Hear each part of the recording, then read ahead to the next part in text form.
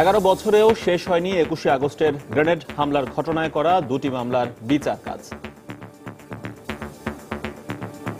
যদি আমরা বিশেষ ব্যবস্থায় এই মামলা পরিচালনা বা বিচার করার কথা বলি, প্রতিপক্ষ যারা এই মামলায়, তারা তো এটাকে একটা ইস্যু পেয়ে যাবে।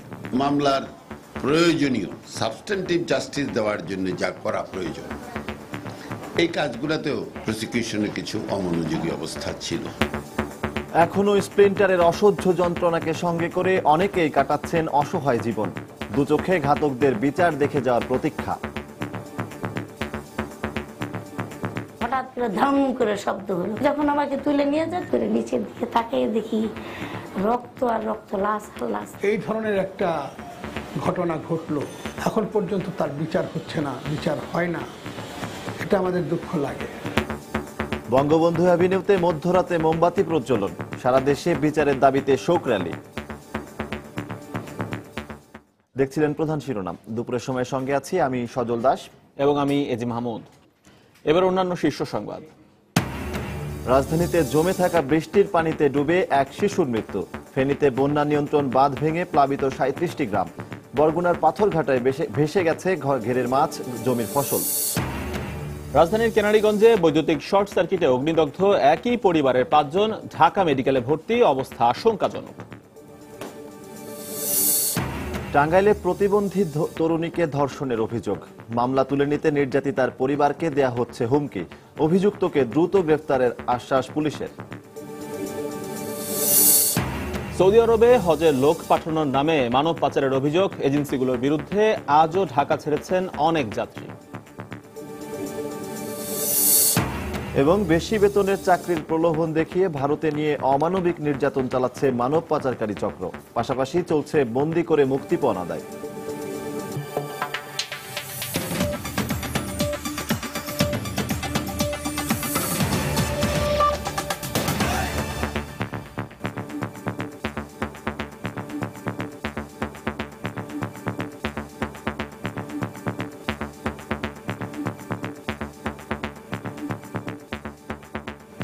আজ 21শে আগস্ট 2004 সালের এই দিনে রাজধানীর বঙ্গবন্ধু অ্যাভিনিউয়ে হয়েছিল ভয়াবহ গ্রেনেড হামলা। ঘটনার 11 বছরেও নিষ্পত্তি হয়নি এই ঘটনায় দায়ের করা দুটি মামলার। রাষ্ট্রপক্ষের প্রধান আইনজীবী বলছেন, নানা অজুহাতে আসামি পক্ষের সময়ক্ষেপণের পাশাপাশি বিতর্ক এড়াতে সরকারের তাড়াহুড়ো না করার নীতিই এর কারণ। তবে আইন, বিচার ও সংসদ বিষয়ক সংসদীয় কমিটির সভাপতি সুরঞ্জিত সেনগুপ্ত জানিয়েছেন, মামলার নিষ্পত্তি হবে ডিসেম্বরের মধ্যেই। বিস্তারিত ওমর ফারুকের রিপোর্টে। 2004 সালের 21শে আগস্টের পর পেরিয়ে গেছে প্রায় এক যুগ। দেশের ইতিহাসের সবচেয়ে ভয়াবহ হামলার বিচার হয়নি আজও। 11 বছর আগে এদিনে বঙ্গবন্ধু এভিনিউয়ে আওয়ামী লীগের কেন্দ্রীয় কার্যালয়ের সামনে জঙ্গিবাদ বিরোধী সমাবেশে বিকেল 5:30টার দিকে ভয়াবহ গ্রেনেড হামলা হয়। এতে সাবেক রাষ্ট্রপতি মোহাম্মদ জিল্লুর রহমানের স্ত্রী ও আওয়ামী লীগ নেত্রী আইভি রহমান সহ নিহত হন 24 জন। আহত হন সে সময়ের বিরোধী দলীয় নেত্রী, বর্তমান প্রধানমন্ত্রী শেখ হাসিনা সহ 500-এরও বেশি নেতাকর্মী। ঘটনার পরের দিনই হত্যা ও বিস্ফোরক আইনে দুটি মামলা হয়। তদন্তের নামে ধামাচাপা দেওয়ার চেষ্টার অভিযোগে মামলার প্রথম 3 তদন্ত কর্মকর্তাও বিচারের মুখোমুখি। প্রায় 7 বছরে বিভিন্ন সময়ে মামলার তদন্ত করেছেন মতিঝিল ও গোয়েন্দা পুলিশের 2 জন এবং পুলিশের অপরাধ তদন্ত বিভাগ সিআইডির 5 জন কর্মকর্তা। বিচার শুরুর পর 4.5 বছরে আদালত বসেছেন 297 দিন। বিভিন্ন আবেদন নিয়ে আসামি পক্ষ হাইকোর্টে গিয়েছে 282 দিন। 491 জন সাক্ষীর মধ্যে সাক্ষ্য শেষ হয়েছে 176 জনের। মামলার 52 জন আসামির মধ্যে জেল হাজতে আছেন 4 দলীয় জোট সরকারের স্বরাষ্ট্র প্রতিমন্ত্রী বাবর, সমাজ কল্যাণ মন্ত্রী ও জামায়াত নেতা আলী হাসান মুজাহিদ এবং প্রতিমন্ত্রী আব্দুস সালাম পিন্টু সহ 26 জন। জামিনে আছেন সাবেক 3 পুলিশ মহাপরিদর্শক সহ 8 জন। পলাতক আছেন বিএনপি নেতা তারেক রহমান, শাহ মোফাজ্জল হোসেন কায়কোবাদ, হারিস চৌধুরী সহ 18 জন।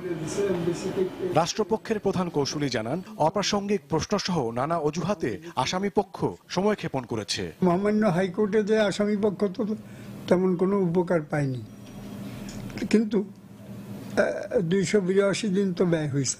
এমনিতেই একটা রাজনৈতিক দল থেকে বলা হয় রাজনৈতিক উদ্দেশ্য সিদ্ধির জন্য আসামি করা হয়েছে। যদি আমরা বিশেষ ব্যবস্থায় এই মামলা পরিচালনা বা বিচার করার কথা বলি বা করা হয়, প্রতিপক্ষ যারা এই মামলায়, তারা তো এটাকে একটা ইস্যু পেয়ে যাবে। তবে সাম্প্রতিক সময়ে ভালো অগ্রগতি হলেও শুরুতে মামলা এগিয়ে নিতে রাষ্ট্রপক্ষের কিছু দুর্বলতা ও সীমাবদ্ধতা ছিল বলে জানালেন আইন বিচার ও সংসদ বিষয়ক সংসদীয় কমিটির সভাপতি সুরঞ্জিত সেনগুপ্ত। অনেক অবান্তর সাক্ষী নেওয়া হয়েছে, এগুলোর কোনো প্রয়োজন ছিল না। মামলার প্রয়োজনীয় সাবস্টেন্টিভ জাস্টিস দেওয়ার জন্য যা করা প্রয়োজন, এই কাজগুলোতেও প্রসিকিউশনের কিছু অমনোযোগী অবস্থা ছিল। এখন মামলার অগ্রগতি হচ্ছে, এটি ঠিক, কিন্তু মন্ত্রী যেভাবে আমাদের আশ্বাস দিয়েছিলেন যে এভাবে এটা নিষ্পত্তি হবে, সেইভাবে অগ্রগতি হয়নি। কারণ রোমহর্ষক এই হত্যাকাণ্ডের বিচার চলতি বছরের ডিসেম্বরের মধ্যেই নিষ্পত্তির পর্যায়ে যাবে বলে আশা করছেন তারা দুজনই। গণতন্ত্র এবং শান্তির লড়াইয়ের স্বার্থে এই মামলাটি অবিলম্বে নিষ্পত্তি হওয়া প্রয়োজন। ওমর ফারুক, সময় সংবাদ, ঢাকা।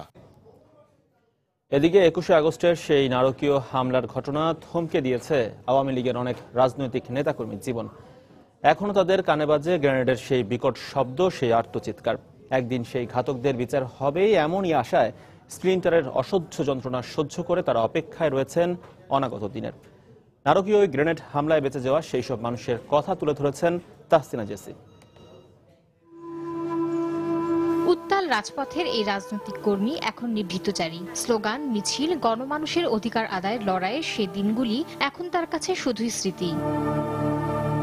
11 বছর আগের এই দিনটিতে গ্রেনেডের সেই বিকট বিস্ফোরণ, আত্মচিৎকার সবকিছুই প্রতি মুহূর্তে জীবন্ত হয়ে ধরা দেয় চোখের সামনে। ক্ষতবিক্ষত পা আর শরীরে বয়ে চলা 400 স্প্লিন্টারের সাথেই এখন তার বসবাস। জয় বাংলা, জয় বঙ্গবন্ধু বলবো, এই টাইমেই হঠাৎ করে ধম করে শব্দ হলো। শব্দের পরে আমি আর কিছু বলতে পারি না। যখন আমাকে তুলে নিয়ে যায়, তুলে নিচের দিকে তাকিয়ে দেখি রক্ত আর রক্ত, লাশ আর লাশ। কি বলবো, আমার পেটে স্প্লিন্টার, আমার বুকে স্প্লিন্টার, বাম হাত দিয়ে কিছু করতে পারি না। উত্তাল রাজনীতির মাঠের এই যোদ্ধাও এখন প্রতি মুহূর্তে ভুলতে চান গ্রেনেড হামলার সেই দুঃসহ স্মৃতি। ভয়ঙ্কর ওই হামলা থেকে বেঁচে ফিরলেও প্রতি মুহূর্তে লড়াই করতে হয় দেহের বিভিন্ন স্থানে আটকে থাকা স্প্লিন্টারের বিষের সাথে। দিনটা যখন আসে তখন আমরা সবাই আবেগ আপ্লুত হয়ে যাই। আসলে আমার ফ্যামিলির কেউ চায় না যে আমি ওই দিনটাকে স্মরণ করি, ওই দিনটাকে মনে রাখি, কিন্তু তারপরে ঘুরে ফিরে তো মনে চলেই আসে। একটা সরকারের থাকা অবস্থায় এই ধরনের একটা ঘটনা ঘটলো, এখন পর্যন্ত তার বিচার হচ্ছে না, বিচার হয় না, এটা আমাদের দুঃখ লাগে। গ্রেনেড হামলায় আহতদের নিয়ে গড়ে উঠেছে সংগঠন 21 আগস্ট বাংলাদেশ। এর সাধারণ সম্পাদক জানান, এই হামলায় গুরুতর আহতদের সুচিকিৎসা ও পুনর্বাসনে কাজ করছেন তারা। 21 আগস্টে যারা বোমা হামলা করছে, এই গ্রেনেড হামলার বিচার দ্রুত গতিতে করার জন্য আমরা বারবার কিন্তু এটা আলোচনা করছি। জীবনের মূল্যবান সময়কে হারিয়ে ফেলা এই মানুষগুলোর আশা, আবারও একদিন তারা ফিরবেন রাজনীতির মাঠে, নিজের চোখে দেখবেন সে নারকীয় হামলার দোষীদের দৃষ্টান্তমূলক শাস্তি। তাহসিনা জেসি, সময় সংবাদ, ঢাকা। এদিকে হামলায় নিহতদের স্মরণে গত রাত 12টা 1 মিনিটে বঙ্গবন্ধু অ্যাভিনিউতে মোমবাতি প্রজ্বলন করা হয়। টানা 24 মিনিট মোমবাতি জ্বালিয়ে স্মরণ করা হয় তাদেরকে। এর আগে ঠিক 12টায় নিহতদের স্মরণে 1 মিনিট নীরবতা পালন করা হয়। এই স্মরণ অনুষ্ঠানে যোগ দেন নিহতদের অনেক স্বজনও। এ ধরনের ঘৃণ্য হামলার আবারও নিন্দা জানানো হয়।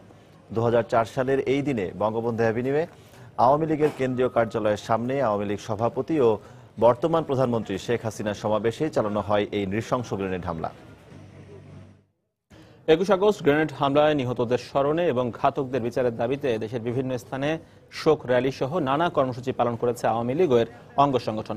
সকালে চাঁদপুরের হাইমচর উপজেলার আলগিবাজারে 21 আগস্টে নিহত কেন্দ্রীয় স্বেচ্ছাসেবক লীগ নেতা আব্দুল কুদ্দুস পাটোয়ারির সমাধিতে ফুল দিয়ে শ্রদ্ধা জানান দলীয় নেতাকর্মীরা।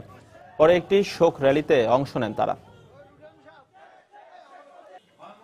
বাগেরহাটে প্রেস ক্লাবের সামনে মানববন্ধন হয়েছে। এতে স্থানীয় সংসদ সদস্য সহ বিভিন্ন শ্রেণী পেশার মানুষ অংশ নেন। এ সময় গ্রেনেড হামলায় জড়িতদের বিচারের দাবি জানান তারা।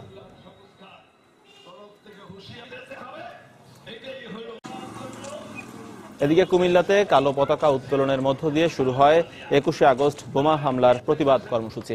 এ সময় বঙ্গবন্ধুর প্রতিকৃতিতে পুষ্পস্তবক অর্পণ করা হয়। পরে একটি মানববন্ধনে অংশ নিয়ে নিহতদের প্রতি সমবেদনা জানান তারা।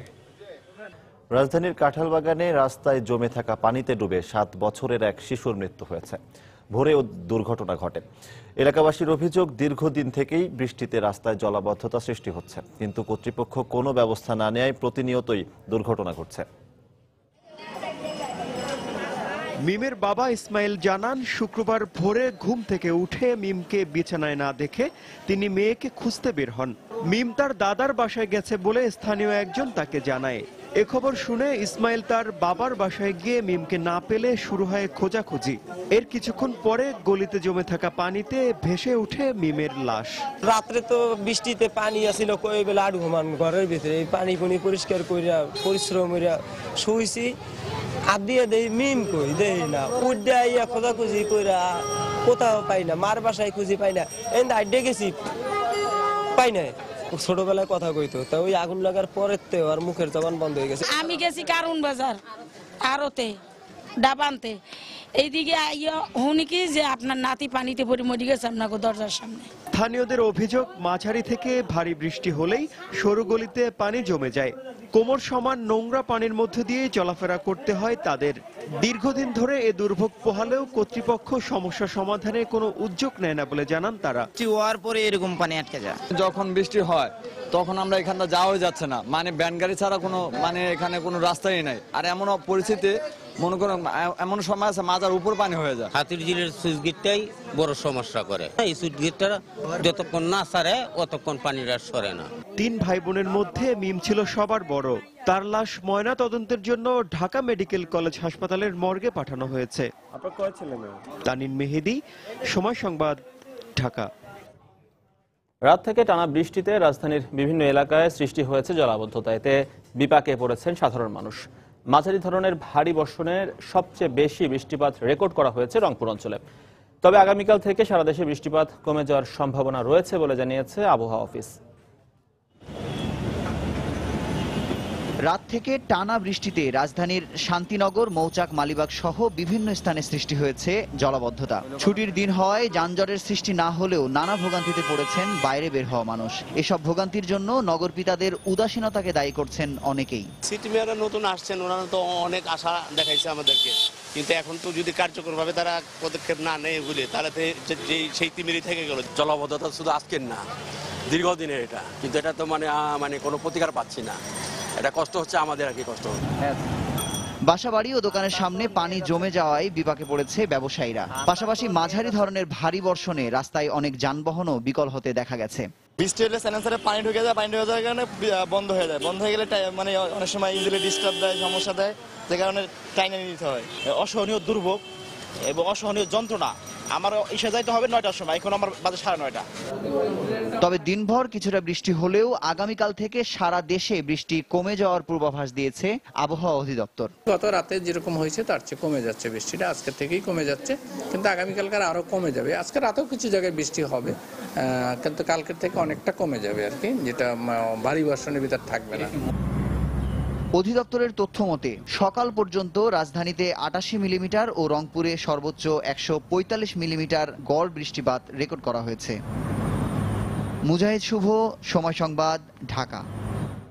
ফেনীতে প্রবল বর্ষণ ও পাহাড়ি ঢলে দ্বিতীয় দফায় মুহুরী ও কহুয়া বন্যা নিয়ন্ত্রণ বাঁধ ভেঙে প্লাবিত হয়েছে ফুলগাজী ও পরশুরাম উপজেলার পৌর এলাকা সহ 37টি গ্রাম। বিপর্যস্ত হয়ে পড়েছে সেখানকার পানিবন্দী লক্ষাধিক মানুষের জীবনযাত্রা। এই মুহূর্তে ফুলগাজী উপজেলার গোসাইপুর গ্রামে আছেন আমাদের রিপোর্টার বখতিয়ার মুন্না। বিস্তারিত জানতে সরাসরি চলে যাচ্ছি তার কাছে। মুন্না। হ্যাঁ সজল, আমি আগেও জানিয়েছিলাম যে এখানকার গতকালের যে পাহাড়ি ঢলে মরি নদী দিয়ে আসা পাহাড়ি ঢলের পরশুরাম এবং ফুলগাজীর যে 37টি গ্রাম প্লাবিত হয়েছে। এই গ্রামগুলোর আসলে মানুষগুলো এখন একটা চরম দুর্ভোগের ভিতরে আছে। এখানকার ফসলি মাঠ যা আছে সব তলিয়ে আছে এবং এখানকার যত পুকুর আছে, মাছের খামার আছে, সবগুলো ভেসে গেছে। তো এখানে আসলে যে বিষয়টা এখানকার পানি উন্নয়ন বোর্ডের সাথে যেটা জানিয়েছে, তবে একটা জিনিস যে দুপুর 12টার সময় যে রেকর্ড করেছে মরি নদীর পরশুরাম পয়েন্টে পানির বিপদসীমার 20 সেন্টিমিটার নিচ দিয়ে প্রবাহিত হচ্ছে। তো এই জায়গায় একই পয়েন্টে গতকাল সন্ধ্যায় প্রবাহিত হয়েছে 2 মিটার 3.5 সেন্টিমিটার উপর দিয়ে পানি প্রবাহিত হয়েছে এবং এই পানি প্রবাহিত ছিল যে এই নদীর ইতিহাসের মানে সবচেয়ে বেশি পানি এখানে এসেছে গতকাল। এই পানি এখন যে পানির কারণে যে 8টি বাঁধ ভেঙেছে, 8টি বাঁধের কারণে এখনকার যে এলাকাগুলো প্লাবিত হচ্ছে এবং নতুন নতুন করে প্লাবিত হচ্ছে। উজান থেকে পানি নামছে আর কিছুটা কমছে, আর এই ভাটির দিকে বিশেষ করে ফুলগাজী এলাকার দিকে আবার পানি বাড়ছে। তা এবং পানি বাড়তে বাড়তে গিয়ে এখানে এই ফুলগাজী এলাকাতে কিন্তু গত 25 জুলাই একবার বন্যায় 4টি জায়গায় ভেঙেছিল বাঁধের, একই বাঁধের বন্যা নিয়ন্ত্রণ বাঁধের ভাঙার কারণে পরবর্তীতে যে বিষয়টা হচ্ছে তখনও তারা এখানকার প্রায় 25টির মতো গ্রাম ক্ষতিগ্রস্ত হয়েছে এবং ওই ক্ষতিগ্রস্ত গ্রামগুলোতে আবার দ্বিতীয় দফা ফুলগাজী এলাকায় আবার কিন্তু ক্ষতিগ্রস্ত হচ্ছে, তারা ক্ষতির মুখে পড়েছে এবং দুর্ভোগের ভিতরে পড়েছে।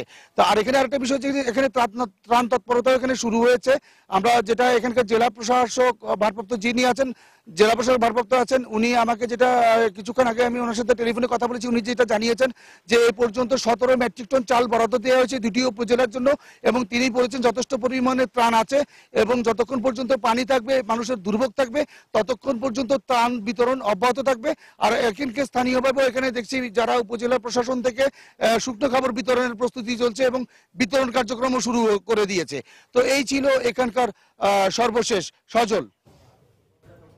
ফেনীর পরশুরাম ও ফুলগাজী উপজেলার বন্যা নিয়ন্ত্রণ বাঁধ ভেঙে অন্তত 37টি গ্রাম প্লাবিত হয়েছে। এ বিষয়ে জানাতে আমাদের সাথে যোগ দিয়েছিলেন সহকর্মী বখতিয়ার মুন্না। দুপুরের সময় আরো থাকছে। অপহরণের 5 ঘন্টার মাথায় কৌশলে রক্ষা পেল বরিশালের এক স্কুল ছাত্র। কেউ আটক না হলেও জড়িতদের দ্রুত গ্রেফতারের আশ্বাস পুলিশ প্রশাসনের।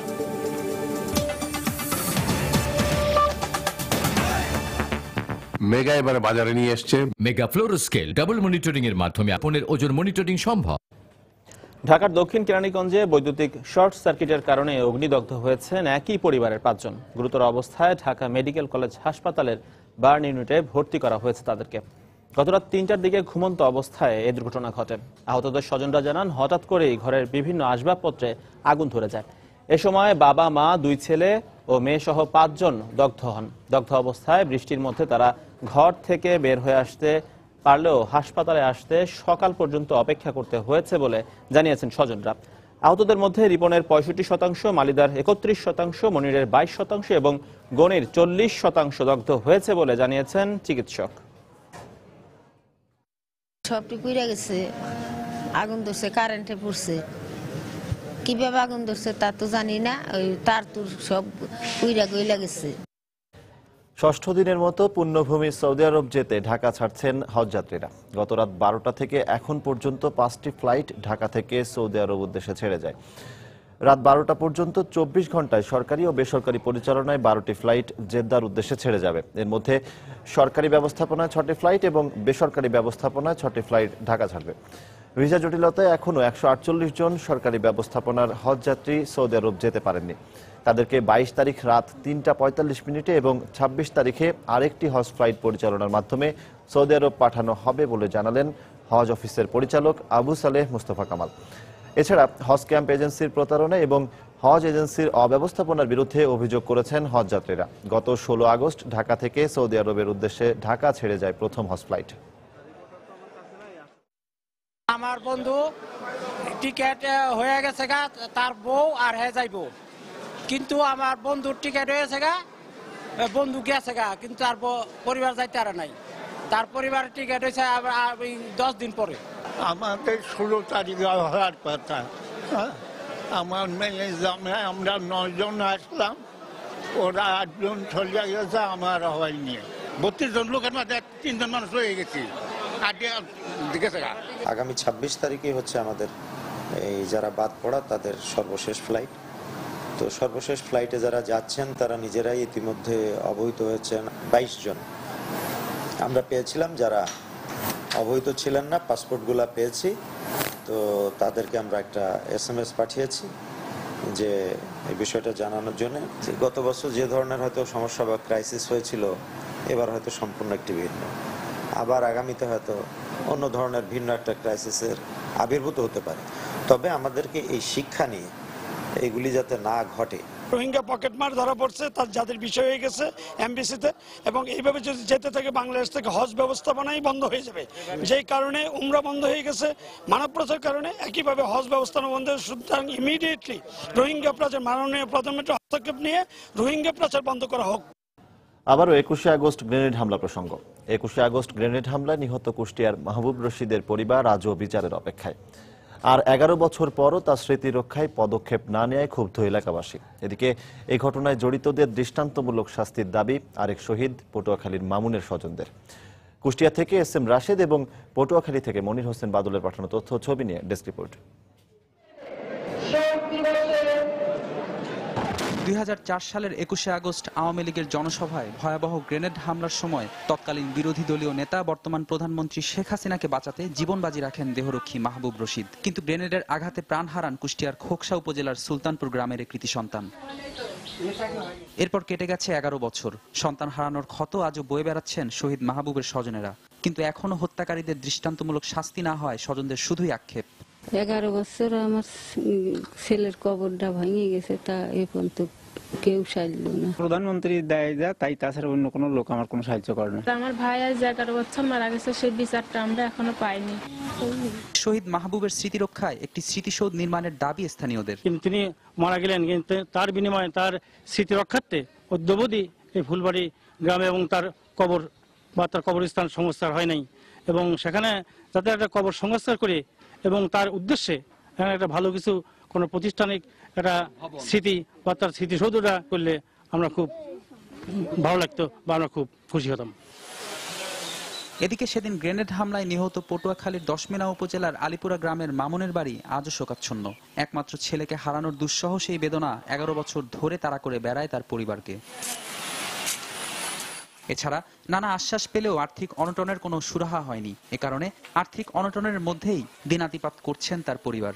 আর নারকীয় এই হত্যাকাণ্ডে জড়িতদের সর্বোচ্চ শাস্তির দাবি স্বজন ও স্থানীয় জনপ্রতিনিধিদের। 11 বছর পর্যন্ত কাঁদতে কাঁদতে আমার চোখে পানি নিয়ে আমি আমার মামুনের হত্যাকারের বিচার চাই। এর বিচার হইবে, আজ হবে, কাল হইবে, কোনো বিচারই পাইতেছি না। যদি বিচারটি দ্রুত সম্পন্ন না হয়, রায় কার্যকর না হয়, তাহলে রাজনৈতিক হত্যাকাণ্ড অব্যাহত থাকে। 2004 সালের এই দিনে গ্রেনেড হামলায় সাবেক রাষ্ট্রপতি মোহাম্মদ জিল্লুর রহমানের স্ত্রী ও আওয়ামী লীগ নেত্রী আইভি রহমান সহ নিহত হন 24 জন। ফেরদৌস নির্ঝর, সময় সংবাদ। চলতি বছরের মধ্যে 21শে আগস্টের গ্রেনেড হামলার বিচার সমাপ্ত নিয়ে সন্দেহ প্রকাশ করেছেন আওয়ামী লীগের উপদেষ্টা মণ্ডলীর সদস্য সুরঞ্জিত সেনগুপ্ত। আরও গুরুত্ব দিয়ে চলতি বছরের মধ্যেই বিচার শেষ করতে তিনি আইনমন্ত্রীর প্রতি আহ্বান জানান। সকালে রাজধানীর ডিপ্লোমা ইঞ্জিনিয়ার্স ইনস্টিটিউশনে এক আলোচনার সভায় তিনি একথা বলেন। এই বিচার না হলে এদেশে গণতন্ত্র স্থিতিশীল হবে না। আমি মাননীয় মন্ত্রীর আশ্বাস সত্ত্বেও বলতে চাই, এই ক্যালেন্ডার বছরের মধ্যে বিচার করতে পারেন, আমি তাকে অভিনন্দন জানাবো। কিন্তু আমার আশঙ্কা থেকেই যাচ্ছে যে এই বিচার এই সময়ের মধ্যে হবে কি হবে না। আইনমন্ত্রীর প্রতি আমি আহ্বান জানাবো, আপনি অত্যন্ত এমনি আন্তরিক আছেন, আরও আন্তরিকতার সঙ্গে এটাকেই গুরুত্ব দিয়ে এই বিচার এই বছরের মধ্যে অবশ্যই করতে হবে। বিএনপির স্থায়ী কমিটির সদস্য নজরুল ইসলাম খান বলেছেন, 21শে আগস্টের গ্রেনেড হামলার ঘটনাটি রাজনৈতিক ছিল না। রাজনৈতিক বিবেচনায় এই ঘটনার বিচার করা ঠিক হবে না বলেও মন্তব্য করেন তিনি। সকালে বিএনপি চেয়ারপারসনের উপদেষ্টা শামসুজ্জামান দুদুর কারামুক্তি উপলক্ষে সাবেক রাষ্ট্রপতি জিয়াউর রহমানের সমাধিতে শ্রদ্ধা নিবেদন শেষে গণমাধ্যমে এই মন্তব্য করেন তিনি। বিএনপি জাতীয়তাবাদী গণতান্ত্রিক রাজনৈতিক শক্তির প্রতিনিধি হিসাবে বিশ্বাস করে রাজনীতিতে সন্ত্রাসের কোনো জায়গা নাই। অতএব আমরা কোনো হত্যা রাজনীতির সঙ্গে জড়িত নই, বিএনপি কোনো জড়িত নয়। গ্রেনেড হামলা কোনো রাজনৈতিক কার্যক্রম হতে পারে না, এটা একটা সন্ত্রাসী কার্যক্রম। এই কার্যক্রমের জন্য যারা দায়ী তাদের উপযুক্ত বিচার হওয়া উচিত, কিন্তু সেটাও রাজনৈতিকভাবে না, ন্যায্যভাবে যারা এর জন্য দায়ী হবে তার বিচার হওয়া উচিত। আমরাও সেই সময় বিচারের উদ্যোগ নিয়েছিলাম, এটা নিয়ে নানান কথা আছে, কিন্তু বিচারের উদ্যোগ নেওয়া হয়েছিল। ভোলা চরফ্যাশনের 11 যুবককে বেশি বেতনে চাকরির প্রলোভন দেখিয়ে ভারতে নিয়ে অমানবিক নির্যাতন চালাচ্ছে মানব পাচারকারী একটি চক্র। পাশাপাশি চক্রের সদস্যরা বিভিন্ন অঞ্চল থেকে যুবকদের নিয়ে বন্দী করে মুক্তিপণ আদায় করছে বলে অভিযোগ উঠেছে। সম্প্রতি ভারতের চেন্নাই বন্দী শিবির থেকে চরফ্যাশনের 4 জন পালিয়ে এলেও অনিশ্চয়তার মধ্যে আটকে রয়েছে বাকি 7 জনের জীবন। বন্দীদের স্বজনদের দাবি, তাদের ফিরিয়ে দিতে 50,000 থেকে 1 লাখ টাকা পর্যন্ত মুক্তিপণ দাবি করেছে পাচারকারীরা। নাসির উদ্দিন লিটনের পাঠানো তথ্য ছবি নিয়ে ডেস্ক রিপোর্ট। মানব পাচারকারী চক্রের সদস্য জসিম বেশি বেতনে গ্লাস কারখানায় চাকুরির প্রলোভন দেখিয়ে চরফ্যাশন উপজেলার আসলামপুর ইউনিয়নের জাফরুল্লাহ, অজিউল্লাহ, কবির, শাহাবুদ্দিন, ফয়সাল, মিজান, ইসমাইল, রহিজল, কবির হোসেন, সোহেল এবং দুলালহাট এলাকার তোফায়েলকে চোরাই পথে ভারতের চেন্নাইয়ের দুর্গম এলাকায় নিয়ে যায়। এদের কাছে বৈধ ভিসা পাসপোর্ট না থাকায় লুৎফর রহমান নামের বাংলাদেশি এক ব্যবসায়ীর গুদামে বন্দী করে রাখে। বন্দী শিবির থেকে পালিয়ে 16 দিন পর বন জঙ্গলে কাটিয়ে বাড়ি ফিরে আসা অজিউল্লাহ, কবি, শাহাবুদ্দিন জানান তাদের উপর নির্যাতনের কথা। গুদামালাই মনে 27টা নাড়ি দিবি, এটাই গুড়াটা এটাই এটি সব ডাক করে দিয়েছে। না দাদা মানে কিছু কইলে মানে আমার মাইদের শুরু করে দিত। 10,200 টাকা নিয়ে আমি বাইতে আইছি। এখন আমার মা আমারে রাখিয়ে দিয়েছে 50,000 টাকা। এখন দরিদ্র পরিবারের মুক্তিপণ দেওয়ার সামর্থ্য না থাকায় স্বজনদের ফিরে পাওয়া নিয়ে আশঙ্কার কথা জানালেন পরিবারের লোকজন। 30,000 টাকা কুন্ডে তো না দিমা আর আমার ফলা কুন্ডে তো না আনুম। আমাদের আব্বাকে 2 মাস লেগে গেছে, আমরা খুব চলতে পারি না, খুব কষ্টে আছি। একজনের কাছে 50,000 টাকা আছে, কারোর কাছে 20,000 টাকা আছে। প্রলোভন দেখিয়ে ভারতে আটকে রেখে মুক্তিপণ আদায় করলেও তারা ভয়ে আইনের আশ্রয় নিতে পারছে না বলে জানালেন এই জনপ্রতিনিধি। অভিভাবক যারা আসলো ওরা আইনের আশ্রয় নিতে চেষ্টা করছিল, কিন্তু ওই প্রভাবশালী যারা নিছে ওদের ভয়ে আইনের আশ্রয় নিতে পারতেছে না। মানব পাচার ও প্রতিশ্রুতি অনুযায়ী কাজ না দেয়ায় জসিমের বিরুদ্ধে ব্যবস্থা নেওয়ার কথা জানালেন এই পুলিশ কর্মকর্তা। অবশ্যই আমরা ব্যবস্থা নেব। জসিম এই মুহূর্তে আমাদের জানার মধ্যে এলাকায় নাই, সেও বোধহয় ভারতে আছে, তাকে আমরা খোঁজ করছি। ফিরে আসাদের তথ্য অনুযায়ী ব্যবসায়ী লুৎফর রহমানের বাড়ি খুলনা জেলায়। সে দালালের মাধ্যমে দেশের বিভিন্ন এলাকায় কারখানা থেকে চাকুরির প্রলোভন দেখিয়ে শ্রমিক নিয়ে মুক্তিপণ আদায় করে। চরফ্যাশনের 11 জন ছাড়াও ওই গুদামে আরো 23 জন বাংলাদেশি বন্দী আছে। সময় সংবাদ, ভোলা। গাজীপুরে গুলিতে সাইদুর রহমান নামে হত্যা মামলার এক আসামি নিহত হয়েছে। পুলিশের দাবি, বন্দুকযুদ্ধে তার মৃত্যু হয়। ভোরে দক্ষিণ শালনা এলাকায় এ ঘটনা ঘটে। গোয়েন্দা পুলিশের ভারপ্রাপ্ত কর্মকর্তা আমির হোসেন জানান, গতকাল সন্ধ্যায় অস্ত্রসহ আটকের পর সাইদুরকে নিয়ে দক্ষিণ শালনা এলাকায় অস্ত্র উদ্ধার অভিযানে নামে পুলিশ। এ সময় পুলিশকে লক্ষ্য করে গুলি ছোড়ে তার সহযোগীরা। আত্মরক্ষায় পুলিশও পাল্টা গুলি চালায়। পরে ঘটনাস্থল থেকে সাইদুরের লাশ উদ্ধার করা হয়। এ ঘটনায় আহত 2 পুলিশ সদস্যকে গাজীপুর সদর হাসপাতালে ভর্তি করা হয়েছে। নিহত সাইদুরের বিরুদ্ধে গাজীপুরের বিভিন্ন থানায় একাধিক হত্যা মামলা রয়েছে বলেও জানিয়েছে পুলিশ। অন্যদিকে সাতক্ষীরার কালীগঞ্জে পুলিশের সঙ্গে বন্দুকযুদ্ধে শাহিন সর্দার নামে একজন গুলিবিদ্ধ হয়েছে। আহত হয়েছেন 3 পুলিশ সদস্য। এবার টাঙ্গাইলে প্রতিবন্ধী এক তরুণীকে ধর্ষণের অভিযোগ উঠেছে। প্রাণনাশের হুমকিতে বিষয়টি প্রকাশ করতে না পারায় অন্তঃসত্ত্বা হয়ে পড়েছে ওই তরুণী। এই ঘটনায় মামলা করা হয়েছে অভিযুক্ত বখাটের বিরুদ্ধে। তবে মামলা তুলে নিতে নির্যাতিতার পরিবারকে প্রতিনিয়ত দেয়া হচ্ছে হুমকি। এদিকে অভিযুক্তকে দ্রুত গ্রেফতারের আশ্বাস দিয়েছে পুলিশ প্রশাসন। টাঙ্গাইল থেকে কাদিক তালুকদারের তথ্য, রাশেদ খানের ছবি নিয়ে ডেস্ক রিপোর্ট। নির্যাতিতার স্বজনদের অভিযোগ, চলতি বছরের জানুয়ারিতে টাঙ্গাইলের ঘাটাইলের নিজ বাড়িতে একা ঘুমিয়েছিল প্রতিবন্ধী ওই তরুণী। এ সুযোগে তাকে ধর্ষণ করে একই এলাকার বখাটে মনির। কিন্তু এ ঘটনা কাউকে বলা হলে তরুণীকে মেরে ফেলার হুমকি দেয় সে। ভয়ে ধর্ষণের ঘটনা গোপন রাখলেও অন্তঃসত্ত্বা হওয়ার কারণে তা প্রকাশ পায়। এরপর এলাকাবাসী ও স্বজনদের কাছে ধর্ষণের কথা খুলে বলে ওই তরুণী। মারে ফেলানোর হুমকি দিছে মারে, এই জন্য আমি বলিনি কেউ কাছে। তারপর আস্তে আস্তে লোক জানাজানি হওয়ার পরে মাতাব্বরেরা আসার পরে জিজ্ঞাসাবাদ করে, তখন আমি মনিরের কথা বলি যে মনিরের বাচ্চা আমার গর্বে। আমাদের কোনো নিরাপত্তা নাই, বাড়িতে থাকলে হুমকি দেয়, মাইরে ফেলামু, কেউর কাছে কইলে, লোকজনের কাছে কইলে মাইরে ফেলামু। এদিকে প্রতিবন্ধী তরুণীকে ধর্ষণে অভিযুক্ত মনিরের দৃষ্টান্তমূলক শাস্তির দাবি জানিয়েছেন এলাকাবাসী ও স্থানীয় জনপ্রতিনিধিরা। তাকে যে জোরপূর্বক ধর্ষণ করে যে জিনিসটা করা হয়েছে তার একটা পূর্ণাঙ্গ বিচার হোক। এটা মানে আমরা ইয়ং জেনারেশন হিসাবে এটা হলো বর্তমান গভর্নমেন্ট সরকারের কাছে এটা হলো আমাদের চাওয়া। আমরা এটা আর হইল চূড়ান্ত বিচার চাই একটা, জানি ভবিষ্যতে আর কোনো মেয়ে জানি এরকম ধর্ষিত না হয়। থানা পরিষদের আইন শৃঙ্খলা কমিটির একটি মিটিং হয়, সেই মিটিংয়ে আমি জোরালোভাবে জোর দাবি জানাই যাতে করে ধর্ষিত মেয়েটার তার উপযুক্ত বিচার পায়। অবশ্য অভিযুক্তকে দ্রুত আইনের আওতায় আনার আশ্বাস দিলেন পুলিশের এই কর্মকর্তা। নারী শিশু নির্যাতন আইনের 22 ধারা মোতাবেক জবানবন্দি লিপিবদ্ধ করার কাজ সম্পূর্ণ করি। আসামি গ্রেপ্তারের জন্য জোর চেষ্টা অব্যাহত আছে।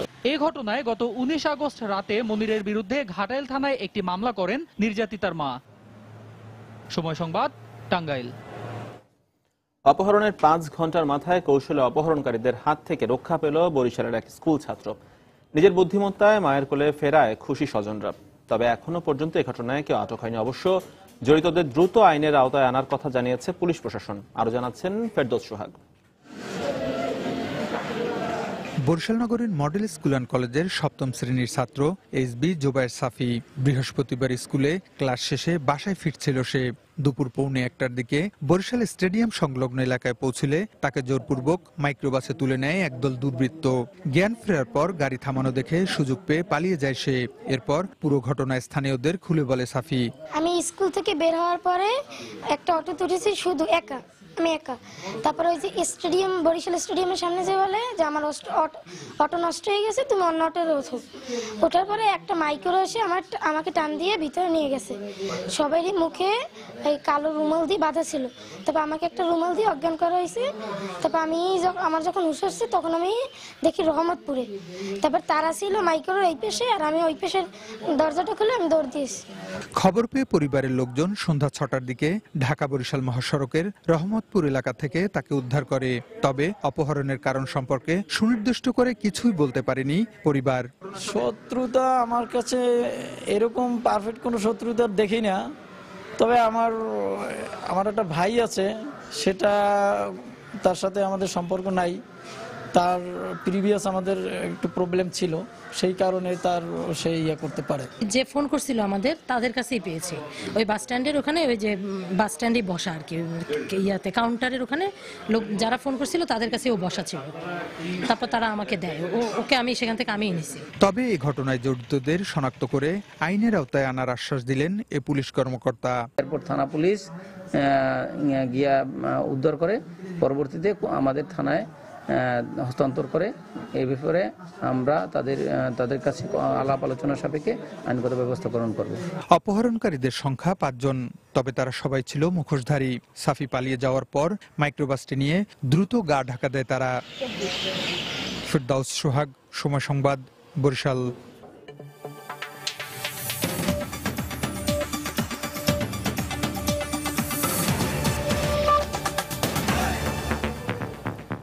শেষ পর্যন্ত ভারত পাকিস্তান নিরাপত্তা উপদেষ্টা পর্যায়ের বৈঠক হবে কিনা তা নিয়ে দেখা দিয়েছে অনিশ্চয়তা। ইসলামাবাদের পক্ষ থেকে রোববার নয়াদিল্লিতে বৈঠকে কাশ্মীরের বিচ্ছিন্নতাবাদী নেতাদের যোগ দেওয়ার আহ্বানকে কেন্দ্র করে দুদেশের মধ্যে নতুন করে উত্তেজনা ছড়িয়ে পড়েছে। এ অবস্থায় শুক্রবার জম্মু কাশ্মীরের বিচ্ছিন্নতাবাদী হুরিয়াত নেতাদের সঙ্গে বৈঠক না করতে পাকিস্তানকে সতর্ক করে দিয়েছে ভারত। এর আগে চলমান উত্তেজনাকে কেন্দ্র করে আগামী মাসে ইসলামাবাদে কমনওয়েলথের পার্লামেন্টারি সম্মেলন বাতিলের ঘোষণা দেয় পাকিস্তান। 30 সেপ্টেম্বর ইসলামাবাদে এই সম্মেলন হওয়ার কথা ছিল। ভারত নিয়ন্ত্রিত কাশ্মীরের আইন প্রণেতারা সম্মেলনে অংশ নেয়ার ঘোষণা দেয় তা বাতিল করা হয়েছে বলে জানান পাকিস্তানের জাতীয় সংসদের স্পিকার সর্দার আয়াজ সাদিক। এর আগে ভারত পাকিস্তান নিরাপত্তা উপদেষ্টা পর্যায়ের বৈঠকে যোগ দিতে কাশ্মীরের হুরিয়াত নেতাদের আহ্বান জানান পাকিস্তানের জাতীয় নিরাপত্তা উপদেষ্টা সরতাজ আজিজ। এরপরই বৃহস্পতিবার কাশ্মীরের বিচ্ছিন্নতাবাদী গোষ্ঠীদের শীর্ষস্থানীয় 3 নেতাকে গৃহবন্দী ও তার কিছুক্ষণ পর মুক্তি দেয় নয়াদিল্লি।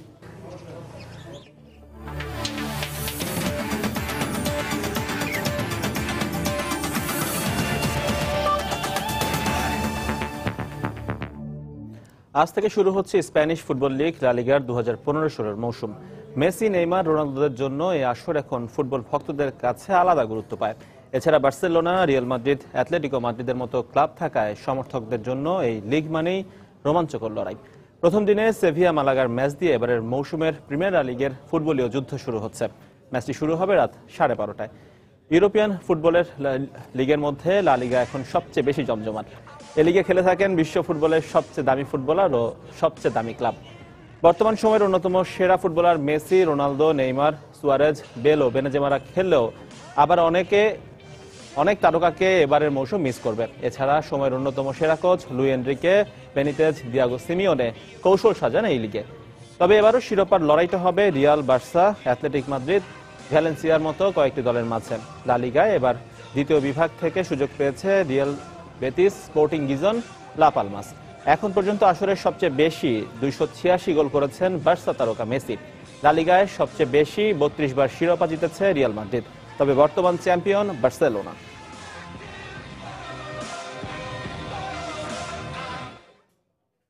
দুপুরের সময় এ পর্যায়ে শীর্ষ সংবাদ জানিয়ে দিচ্ছি আরেকবার।